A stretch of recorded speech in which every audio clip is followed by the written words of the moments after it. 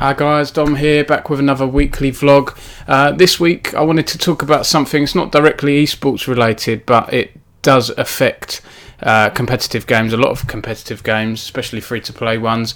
And I'm going to be looking at the topic of gaming addiction, loot boxes, those kind of things. There's been some discussion lately. There's been a DCMS Select Committee have been looking into this, into games addiction and the role of addictive technologies in Westminster Palace. And they've had people giving evidence. They've had people from EA, people from UK, from the British Esports Association where I work. So I think it's a really important topic. We know that countries like Belgium have banned the use of loot boxes.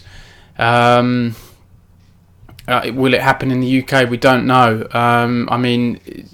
We'll come on to the DCMS stuff in a minute. Just before I get into it, I just want to say these are all my personal views, not the views of the British Esports Association, just to put that out there. So first of all, I want to look at gaming addiction.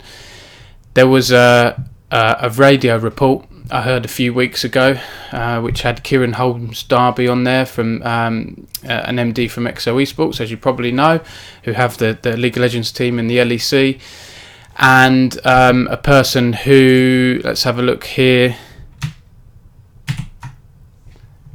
a person called Belinda Palmer, who set up a campaign group called Truth About Tech. And this, I was going to write an opinion piece on this, but there's lots with the DCMS stuff that's been out there and some other things that have come out around loot boxes lately. I thought I'd chat about it as well. So have a listen here to part of this radio report on the BBC the other week. I started by asking Belinda Palmer what impact she believed technology, particularly gaming, had been having on the young people she knew. I'm the aunt of the first boy in the UK who got diagnosed with games addiction. I have seen the impact of games addiction on the family in terms of my nephew not wanting to go to school. I've seen it in my own family. I have teenage children, and I've seen them, not want to participate in normal family activities because life gets in the way of gaming. And I think the difficult thing is not when you give them the technology, but often the way the games are designed is so addictive.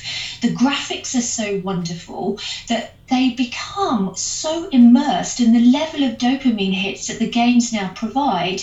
Me as just an ordinary mum, it's very hard for me to compete with that. There has to be a correlation with increased games and technology use and the mental well-being of our teenagers. Kieran Holmes-Darby at XL Esports, do you accept gaming addiction is a problem? It's really interesting to hear the sort of other side of the story. Obviously, I come from the industry. Whilst definitely accept that there can be problems with gaming and there can be addictions caused from that, gaming itself has become so demonised, and actually I think we need to strip that back. And I think gaming is a form of entertainment, and it's a very good form of entertainment. It can actually promote a lot of social skills, etc. It can promote leadership skills that some children may not be able to get through mainstream sport or traditional sport, etc. Doing too much of anything can be harmful, but I certainly think that gaming itself should not be demonised and is not a bad thing of its nature. Belinda Palmer, would you accept that that's what you're doing, demonising gaming? This is not about demonising. This is not about creating a moral panic. Technology and games have become the digital cocaine of our lives and of our teenagers' lives. So yeah, let's just stop that there for a second. She said this is not becoming a moral panic, but that digital technology and games have become the digital cocaine of our lives. I mean, for me, she's just contradicted herself. If you say something like games are a digital cocaine, you are, and there's probably thousands, potentially tens or even hundreds of thousands listening to that programme. They are going to probably have a bit of a moral panic listening to that. If I'm a parent and I'm not, I don't know about something and my children's doing that activity a lot, I'm going to panic about it and worry about it. My son likes diggers. I know it's not a good example. He's 2 years old. He's obsessed with diggers. If someone came along and said to me that can be harmful for my child, stop him watching diggers on YouTube, I would look into it, I probably wouldn't take it at face value, of course, but I would look into it. So I think terms like digital cocaine are very damaging and dangerous. We have to be careful here. With respect to Belinda, who was talking, you know, she said her nephew was one of the first people in the UK diagnosed with gaming addiction, and I don't know him. I don't know that story or to what extent he's addicted to games. I'm not saying you can't get addicted to games. You absolutely can. I was a bit addicted to World of Warcraft when I was back at uni. Vanilla WoW, I absolutely loved that. But it didn't affect my studies and it didn't affect my social life, despite what some of my housemates might have said at the time, right? I might have been raiding 2 or 3 nights a week, but I still knew, I still got the balance right, or at least tried to get it right, you know? Maybe when the expansion came out, I locked myself in my room for a few days. But, you know, I think we just have to be careful here. Games are so much more popular than they were when I was a young boy. And we just have to take everything in moderation. You know, you know, people don't look down on their children and young people playing sports and football and things like that.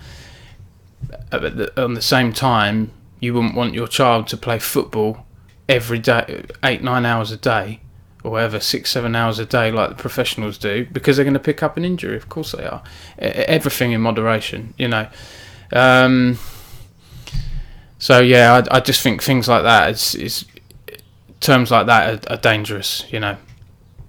But on loot boxes, then, I mean, I play a lot of League of Legends, and I've put money into, you know, I think Riot Games are very clever with how they do things like your store, where you've got champions, new costumes for champions that you play a lot will come up in a sale, and it's bespoke to you, you know. So if I play a lot of Ari, when your shop promotion comes around, I'll have a lot of Ari costumes and skins on discount, on offer.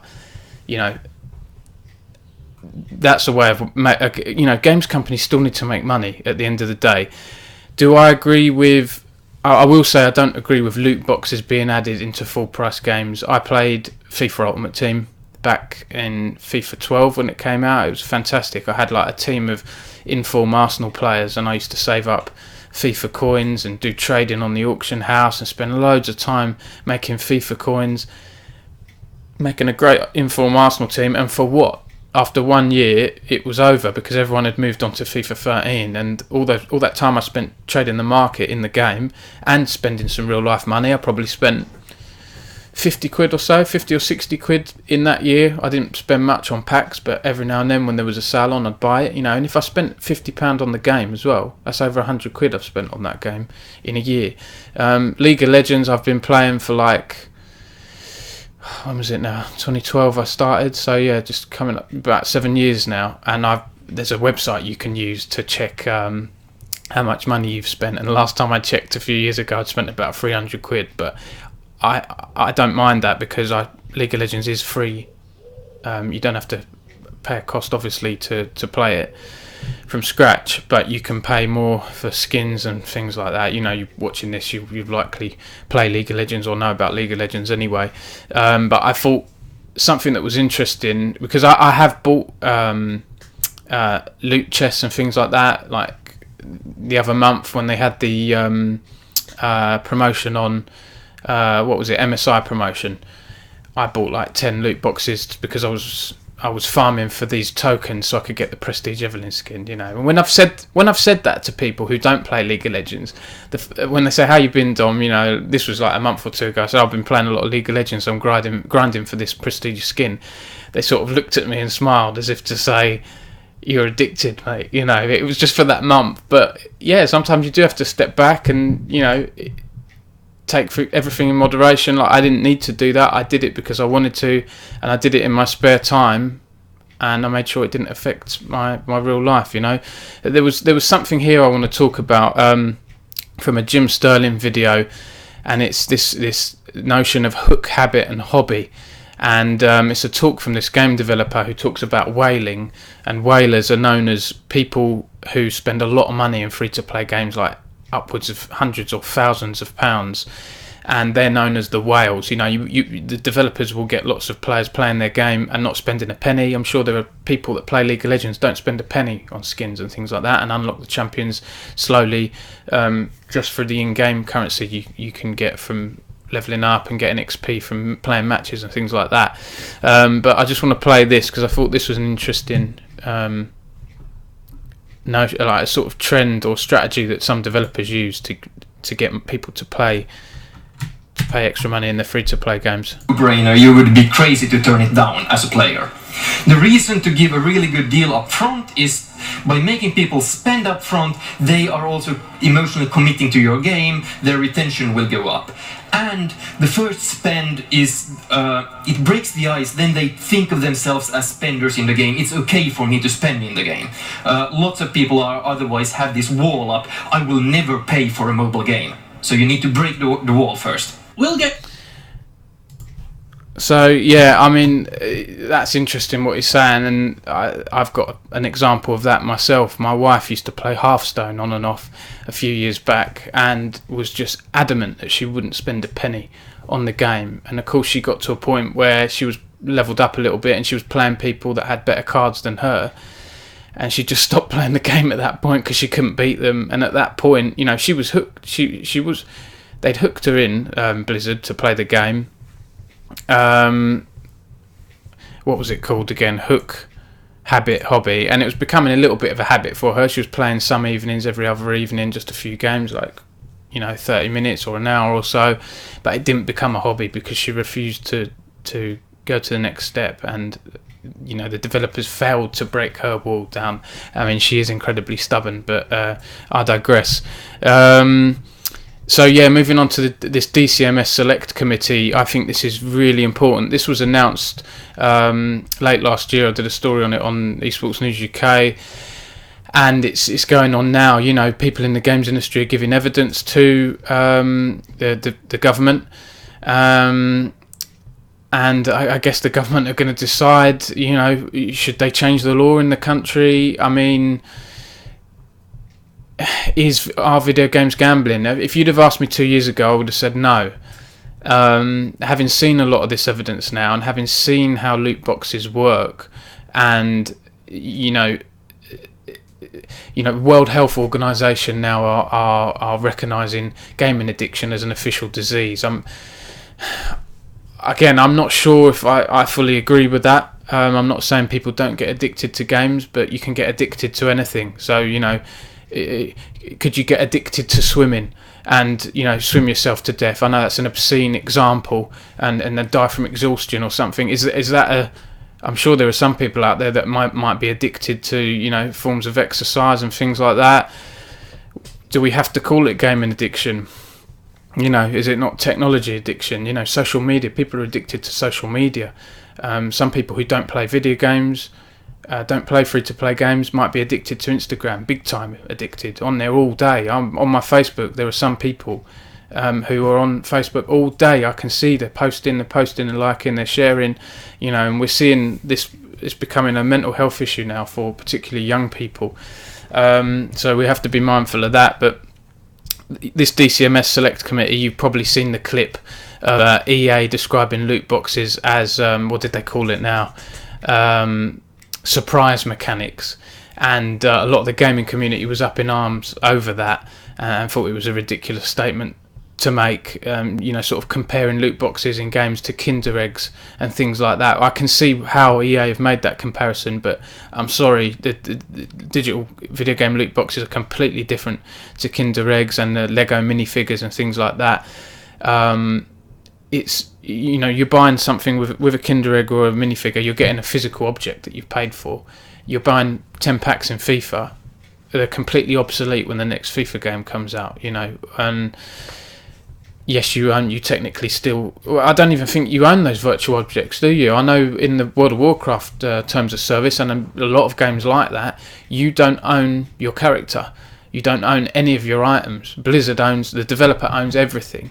It's just in the terms of service, by paying a subscription or whatever the game's requirements are, you have access to control the character you've created and use the items you've acquired for that character, but you don't own anything. So I can't agree with EA's comparison that you know, loot boxes are like Kinder eggs, surprises, and Lego minifigures and things like that. But yeah, there was a clip I wanted to share here from the DCMS Select Committee, from someone in the government questioning Dr. Joe Twist, the CEO of UKI, which is the UK games industry trade body, and we can see from this that the government are they're not convinced by the games industry, and they're giving us a damn hard time, and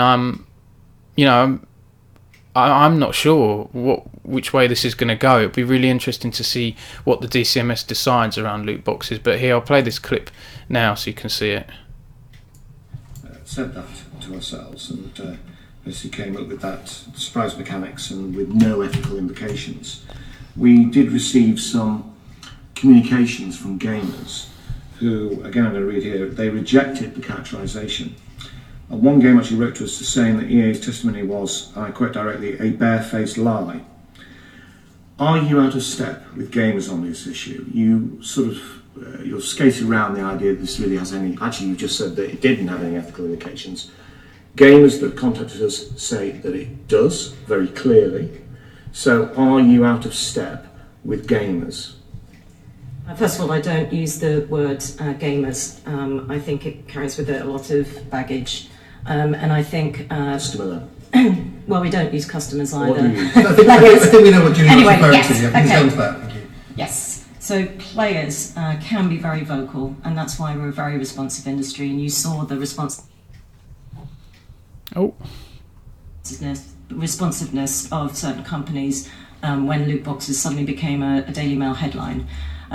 Again, they are optional. Again, you can turn them off. Again, you can limit online spending within games. You can set controls. You can stop people using this mechanic. It's optional. It's not a core part of games. And so that would be my view. Okay, well, Dr. Zen doesn't agree.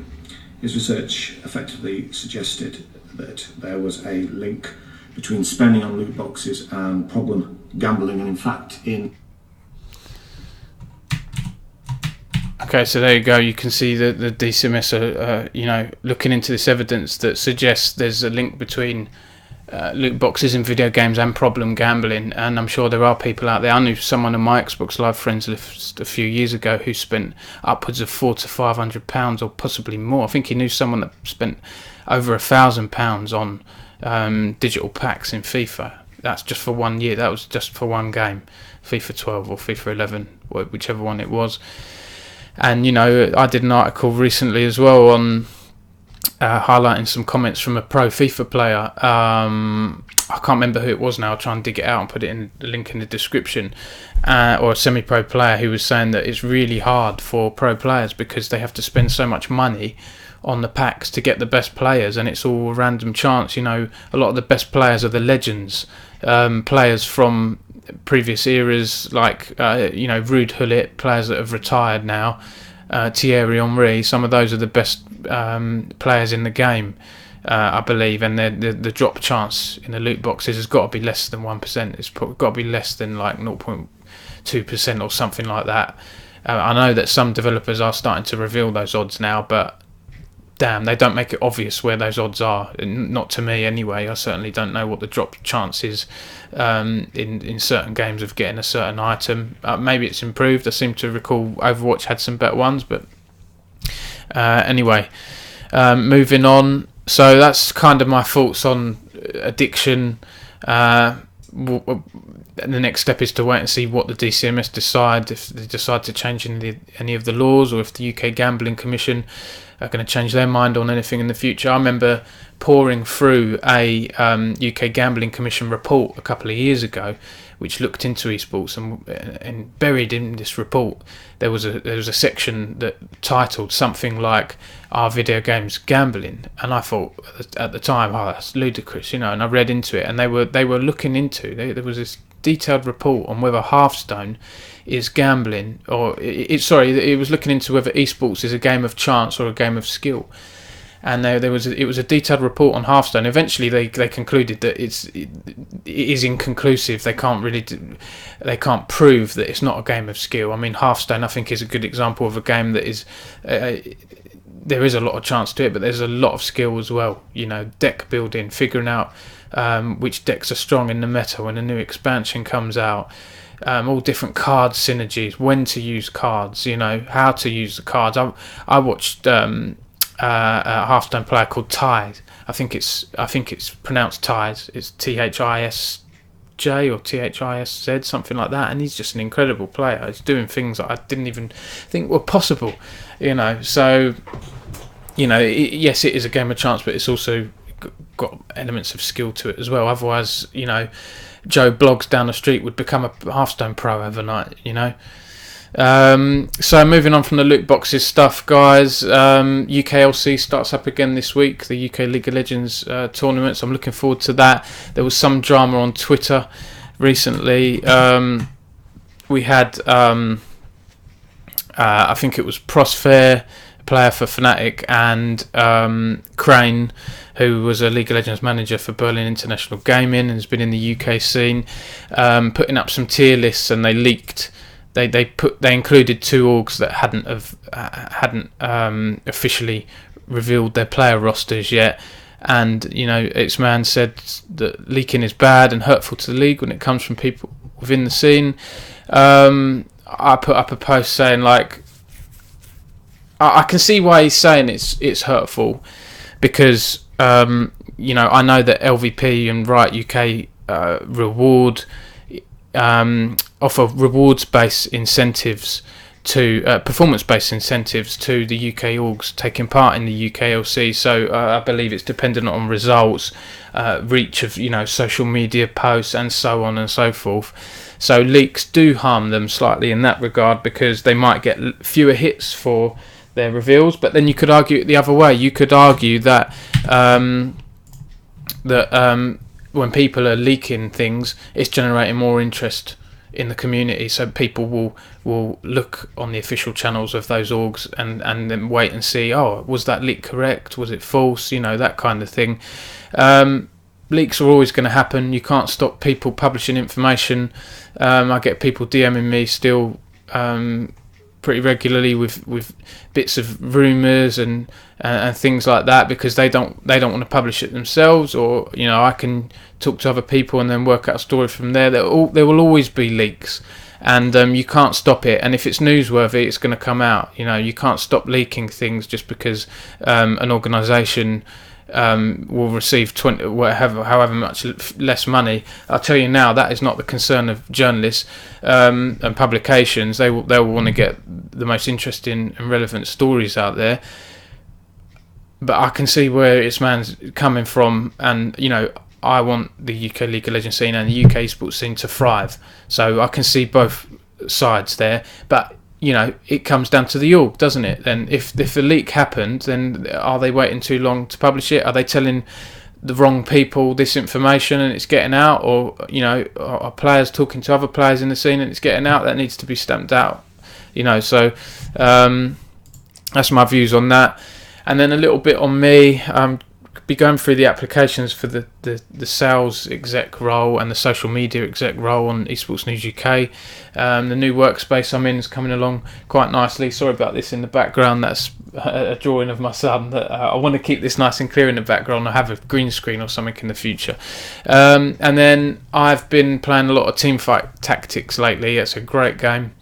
I didn't play Auto Chess or the Dota 2 one, Underlords or whatever it's called, but I'm really enjoying Teamfight Tactics. It's easier for me to understand because I know all the champions in League of Legends and the items, and you've got 50 champions and you've got a bunch of items which are easy to understand. I know what Needlessly Large Rod does, I know what Static Shiv does, and so on, and it's just a lot of fun. I haven't won a match yet. I've only played probably about 8 matches. I've come second twice.